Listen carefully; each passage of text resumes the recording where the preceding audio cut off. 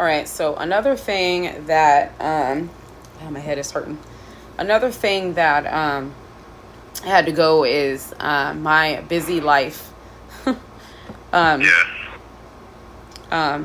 I was working like 3, 4 incomes, and I was also in school. And in the middle of one of the classes I was taking in school was my internship that caused me to have to work another 25 hours unpaid just to get the experience and to put on my resume.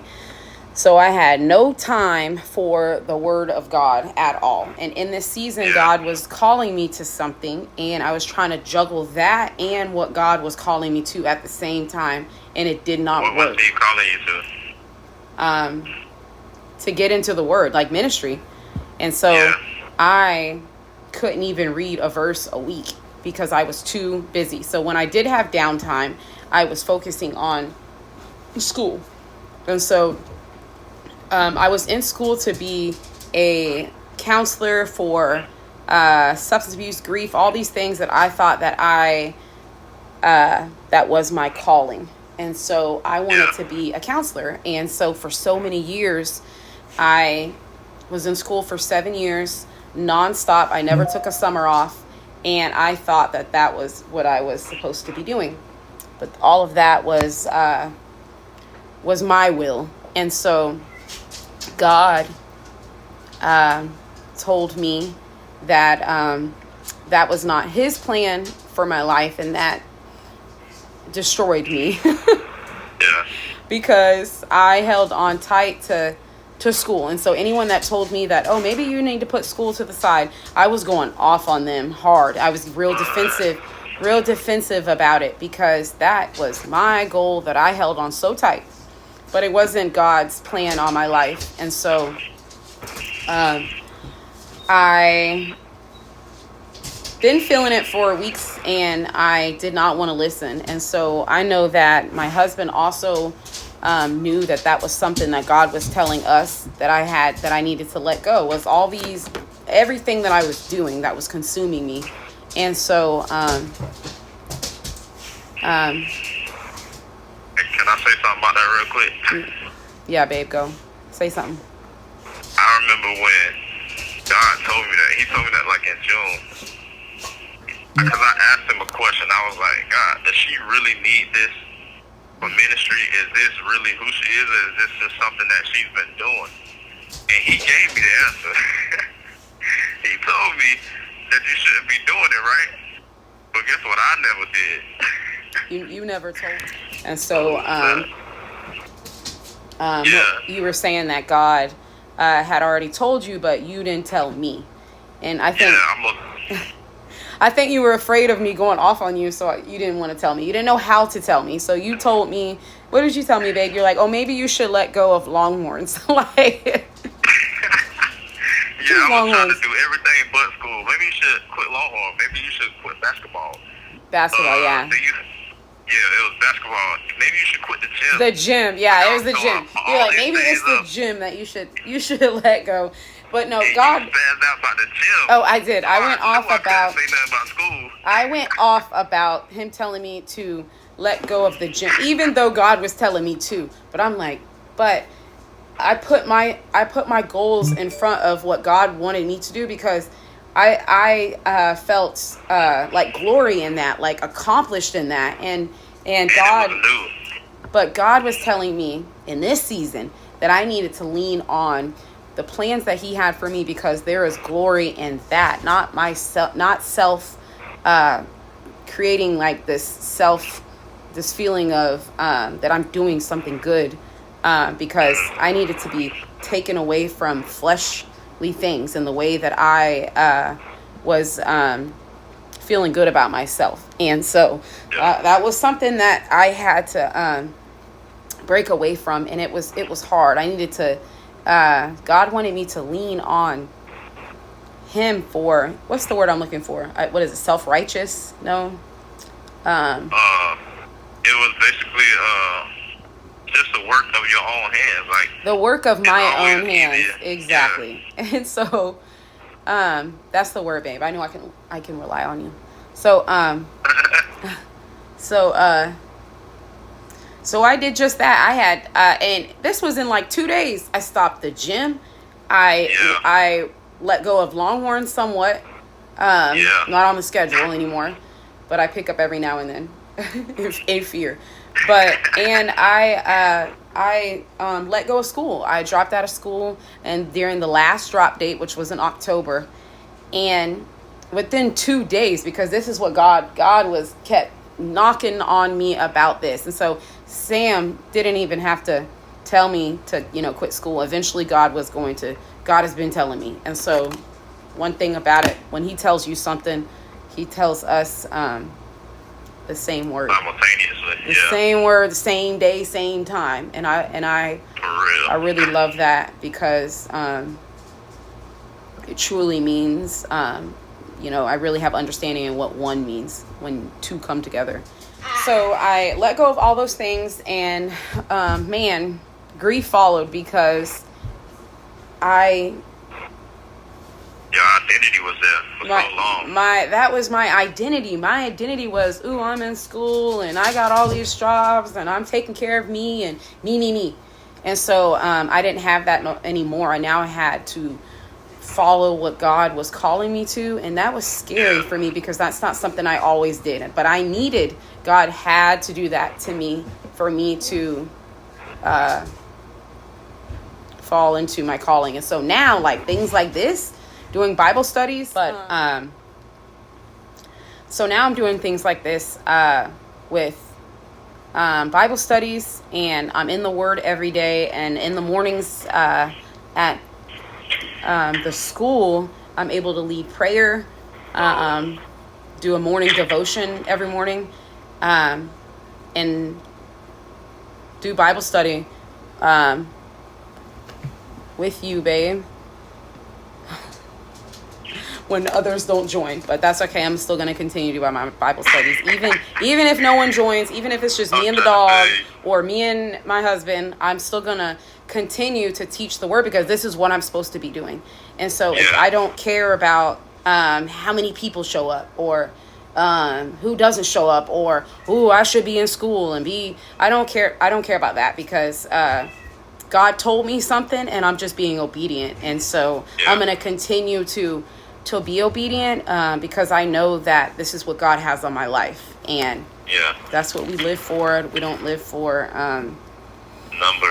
numbers, approval, man, the enemy, all those things. And so let me tell you, I used to live for those things and seek validation from people and seek their approval on my life, and I would listen to a lot of what people would tell me to do and how I should live my life. And so that was also a struggle that I had to let go, because I'm like, man, are you sure?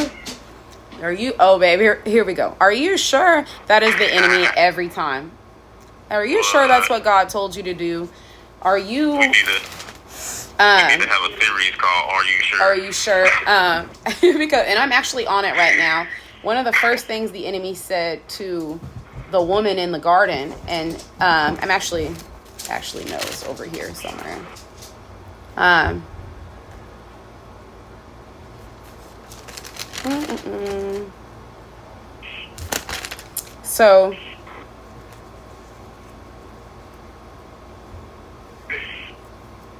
So the enemy spoke to the woman in the garden and said, did God really say you must not eat from the fruit from any of the tree in the garden? Just bringing up a question like, okay, so Adam heard the word that, you are not supposed to eat from the fruits, right? So then Adam told his wife. And so when God tells you something, God tells you something. You don't need to listen to those voices of the enemy. Are you sure that you're worthy? Are you sure that you're capable of doing this? Did God really say to you, you must not eat from the fruit of any of the trees in the gardens? Now it makes you rethink. Look at your past. You don't even have parents. How are you supposed to, teach people You know, you didn't even have the wisdom of adults in your life. So how do you have this wisdom now? So it's like, that's how the enemy speaks to us. He brings up our past, makes us feel like, should we question what God really is telling us? And you don't need to question. You heard God loud and clear. And God said loud and clear, do not eat from the garden, the fruits from the garden.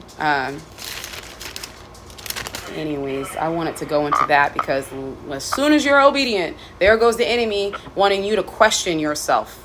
You are worthy. Hold on. I say anytime you feel fear toward the word, right? Like if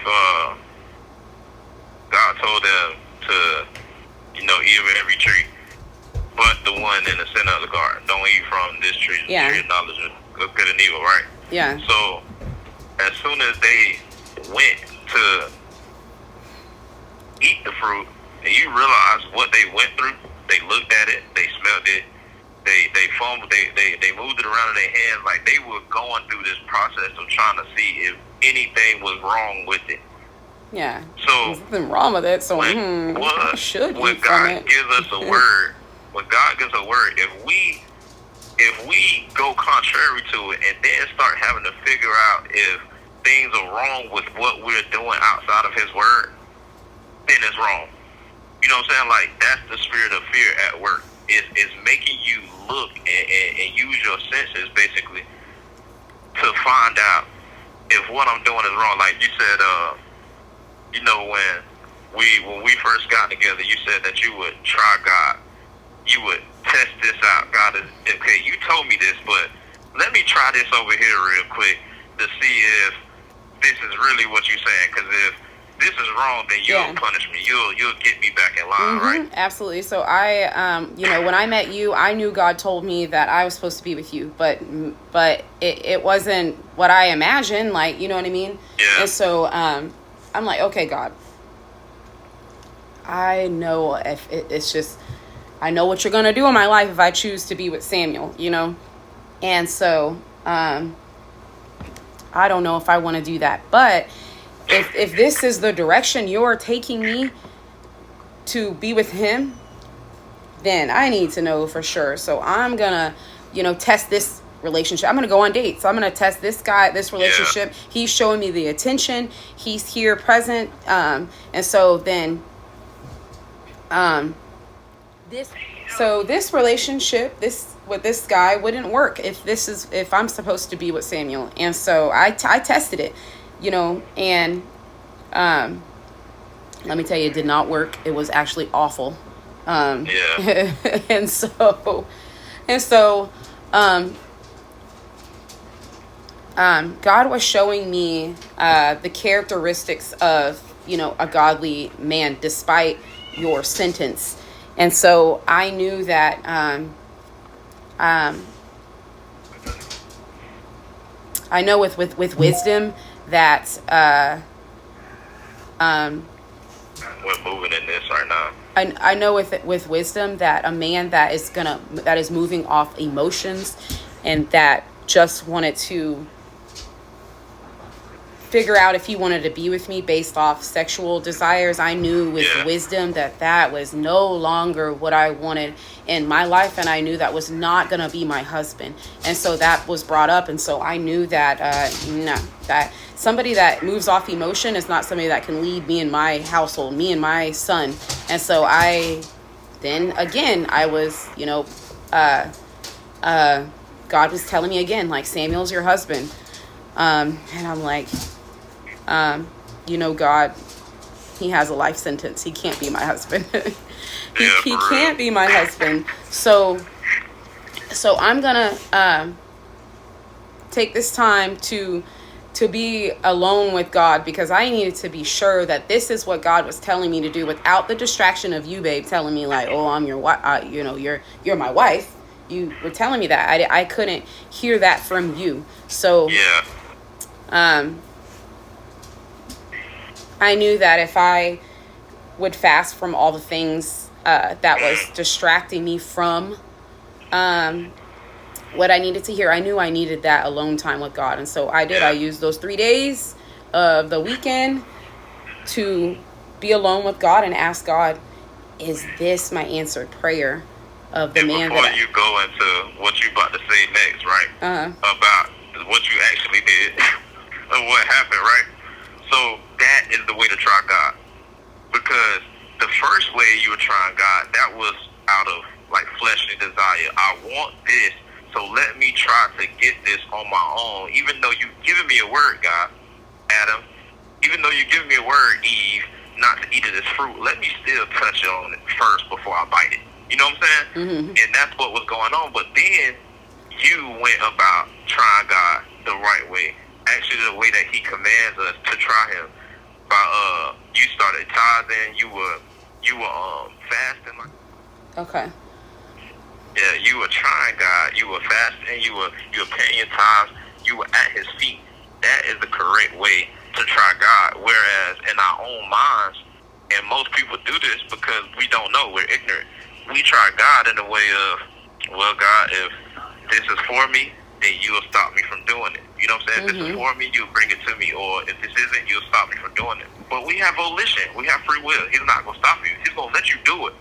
But He's going to give you that conviction in your heart. It will be a struggle. It won't feel like a puzzle piece, fitting right where it needs to be. It'll be a struggle, so you'll know. Yeah. He'll give us the will, free will, but it won't be relaxing. It won't. Well, so that's like the difference in the try. Like you tried Him according to the flesh, and then you tried Him by His way in the spirit. He tells us to try Him, but He also gives us these commands, these promises that come with trying Him, not just our own made up way. And that's how most people do it, because we are our own until we are His own.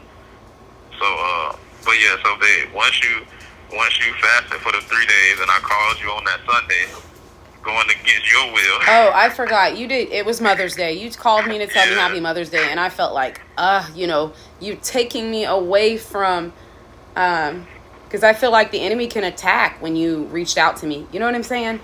And so I didn't want any. I wanted me to make my decision based off that I heard God, not you telling me what God is telling you. I needed to hear from God directly. So I needed that time alone. And so like anytime you were reaching out to me, I was like, Samuel, you are distracting me. And I think I wrote you that.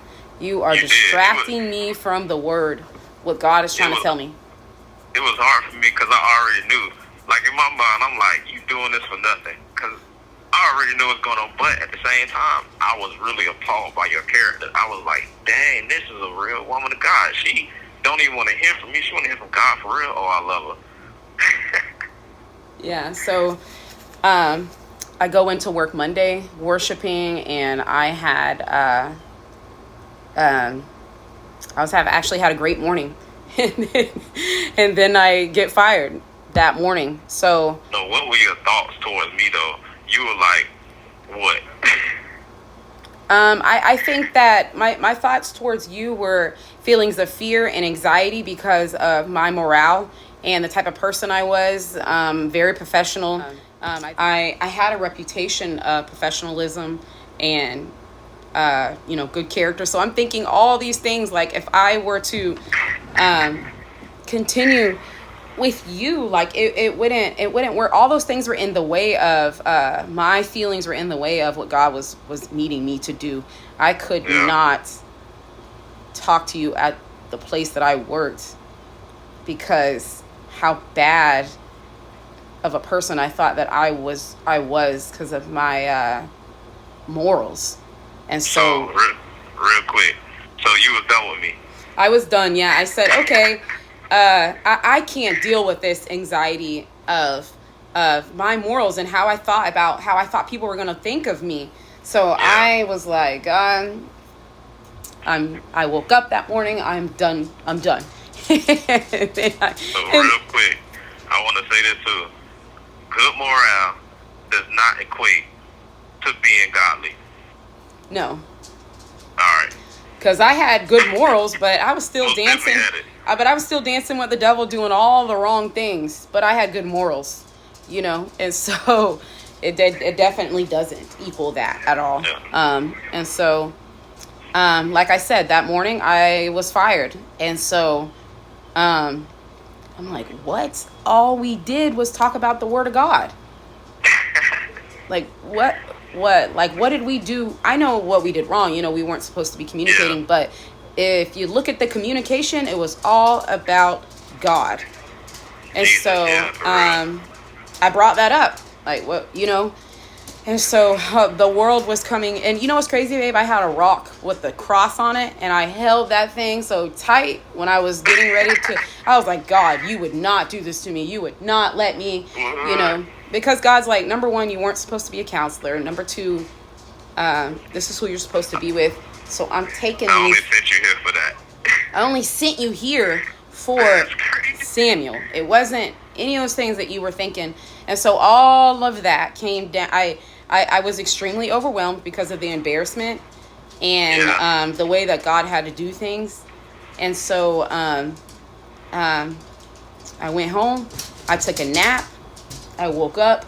I called my second job. They put me on the schedule immediately. I started making double than what I was making at the prison anyways, within a week. The next day, I got my hair done. I got my nails done. I didn't lose at all. And I woke up from my nap and I knew that God had to take me away. So the fear and anxiety wouldn't. I knew that God had to take me away from the things that was blocking me from seeing what God was trying to do in our lives and with bringing us together. And so now that I made the decision that, okay, I'm going to be obedient, I'm going to hear God, I'm going to let him control my life. I'm put all the things that I was very controlling, I'm going to give it all to God. And so that was only the beginning of being torn apart.